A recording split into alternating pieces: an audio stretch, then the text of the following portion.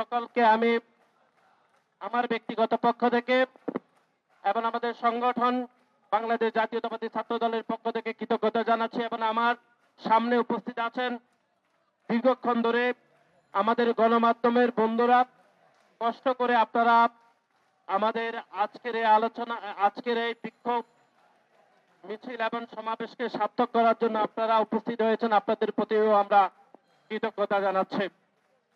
আপনারা সকলে অবগত আছেন জামাত ইসলামের আমির জনাব শফিকুর রহমান গত বৃহস্পতিবার আন্তর্জাতিক সংবাদ মাধ্যম আল জাজিরাকে একটি সাক্ষাৎকার দিয়েছিলেন।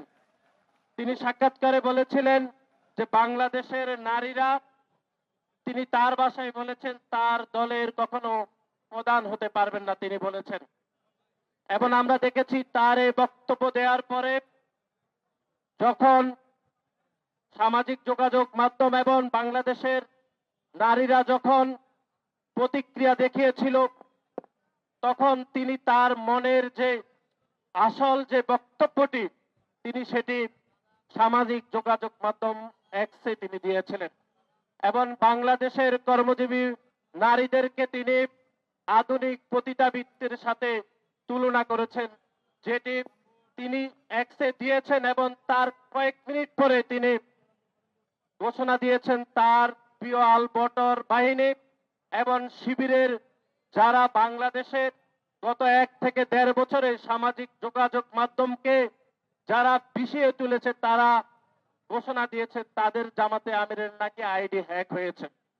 আমরা স্পষ্ট ভাষায় বলতে চাই, বাংলাদেশের মানুষ আর আপনাদের মতো এত কাঁচা মাথা নিয়ে এখন আর ঘুরে না। বাংলাদেশের মানুষ এখন ইন্টারনেট ব্যবহার করতে জানে। আমরা সকলেই জানি যে সাবেক যে টুইটার অথবা এক্স, সেটি যদি ভেরিফাইড হয়ে থাকে, সেটি যদি হ্যাকও হয়ে থাকে, তাহলে একটা নির্দিষ্ট সময় পর্যন্ত সেটিকে রিকভারি করতে সময় লাগে। সুতরাং আপনি যদি বলেন 5 মিনিটের মধ্যে আপনার আইডি হ্যাক হয়েছে, সেরকম অসত্য, মিথ্যা, প্রতারণাপূর্ণ বক্তব্য বাংলাদেশের মানুষ বিশ্বাস করে না। আমরা মনে করে আপনি আল জাজিরাতে যে বক্তব্য দিয়েছেন, সেই বক্তব্যের এক্সটেন্ড ভার্সনই আপনি আপনার টুইটারে আপনি দিয়েছেন এবং এটি আপনার মনের বক্তব্য বলে আমরা মনে করি। এবং অনেকে বলেন যে ওনার এক্স আইডি নাকি হ্যাক হয়েছে। আমরা বলছি ওনার মাথায় আসলে হ্যাক হয়েছে এবং ওনার মুখোশ উনি নিজেই উন্মোচন করেছেন। বাংলাদেশের কোনো মানুষ ওনার মুখোশ উন্মোচন করে নাই।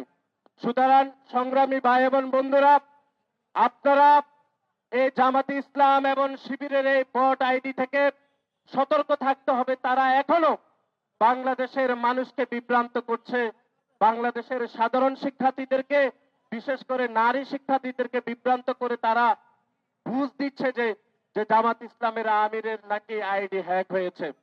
আমাদের দেশের, আমার এলাকা নোয়াখালী, সে এলাকায় এক মুরব্বী আছে, ওনার নাম হচ্ছে করিম উদ্দিন। উনি প্রকাশ্যে লোকজনকে গালিগালাজ করে, যখন দেখে মানুষ খেপে যায় উনি বলে, ভাই আমার তো হুঁশ ছিল না, এই জন্য আমি গালিগালাজ করছি। আমরা দেখছি জামাত ইসলামের আমিরেরও সে একই অবস্থা হয়েছে।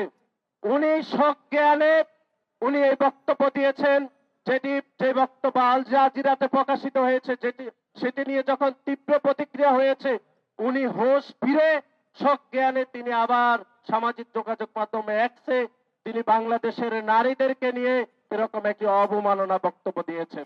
আমরা এর আগেও দেখেছি, আপনারা দেখেছেন, সে 5 তারিখের পরে বাংলাদেশের নারীদেরকে কিভাবে জামাত ইসলাম এবং তার দোসর ছাত্র শিবির কিভাবে অবমাননা করেছে, আমরা সেটি ভুলে যাইনি।